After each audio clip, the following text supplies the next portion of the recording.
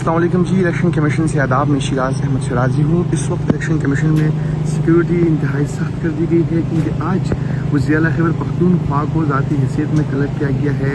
यहाँ पर सिक्योरिटी काफ़ी टाइट है। यही इलेक्शन कमीशन के मनाजिर हम आपको दिखा रहे हैं।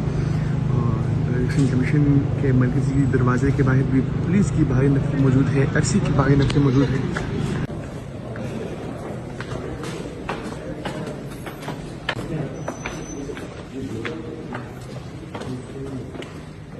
अस्सलाम वालेकुम जी। इलेक्शन कमीशन से आदाब। मैं शिराज अहमद शराजी हूँ। इस वक्त इलेक्शन कमीशन में सिक्योरिटी इंतहाई सख्त कर दी गई है क्योंकि आज वज़ीर-ए-आला खैबर पख्तूनख्वा को ज़ाती हैसियत में तलब किया गया है।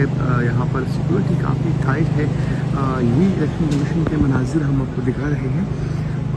इलेक्शन कमीशन के मरकज़ी दरवाजे के बाहर भी पुलिस की भारी नफरी मौजूद है, एफसी की भारी नफरी मौजूद है।